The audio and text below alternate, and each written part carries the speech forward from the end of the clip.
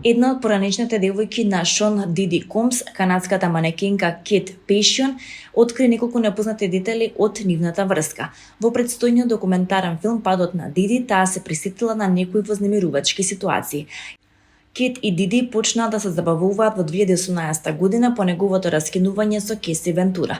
Наводно, Диди рекол на манекенката дека со неа ќе биде поинаков, но Кет рекла дека за време на расправијата ја ставил раката околу грлото.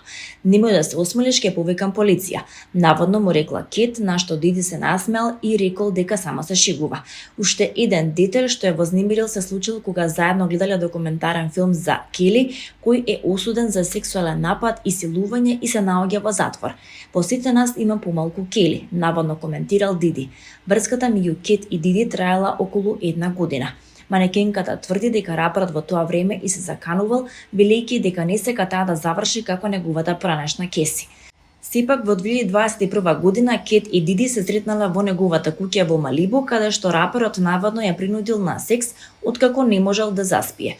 Тоа беше едноставно страшно, да бидам искрена, бидејќи неговиот тон и се друго се промени. Не се согласив, не ја препознав личноста која излезе од бањата и ме разбуди. Не го препознав и знаев дека никогаш повеќе нема да го видам, опишала Кет, пренесува Page Six. Се чувствував толку мало и беззначајно бидејќи таа личност имаше толку многу моќ и ресурси и сите тие луѓе. Беше многу страшна. Во исто време мислам дека требаше подобро да знам. Во тоа е срамотата, заклучила манекенката. Меѓутоа тоа не бил крајот на нејзиниот контакт со Диди, бидејќи Кет тврди дека раперот подоцна и се заканувал со депортација во Канада преку телефон. Кон крајот на разговорот тврди таа му рекла дека е демон, пошто Диди ја спушти слушалката.